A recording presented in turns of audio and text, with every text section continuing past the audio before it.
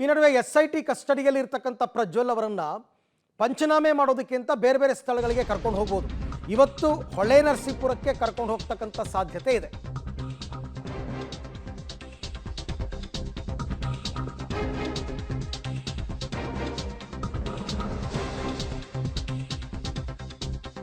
ಇವತ್ತು ಹೊಳೆನರಸೀಪುರಕ್ಕೆ ಪ್ರಜ್ವಲ್ ಅವರನ್ನ ಕರ್ಕೊಂಡು ಹೋಗತಕ್ಕಂತ ಸಾಧ್ಯತೆ ಇದೆ. ಯಾವುದೇ ಕ್ಷಣದಲ್ಲಿ ಚನ್ನಾಂಬಿಕಾ ನಿವಾಸದಲ್ಲಿ ಸ್ಥಳ ಮಹಜರ್ ಮಾಡಬಹುದು.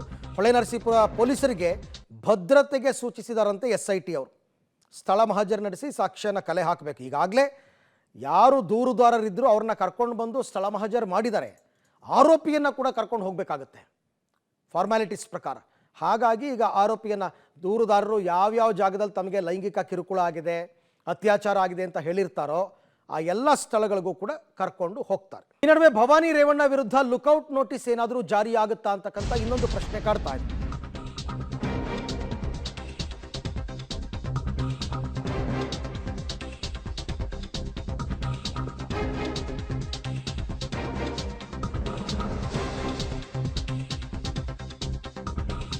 KR ನಗರ ಸಂತ್ರಸ್ತೆಯ ಅಪಹರಣ ಪ್ರಕರಣದಲ್ಲಿ ಭವಾನಿ ರೇವಣ್ಣಗೆ ಶುರುವಾಗಲಿದೆ ಅಸಲಿ ಸಂಕಷ್ಟ.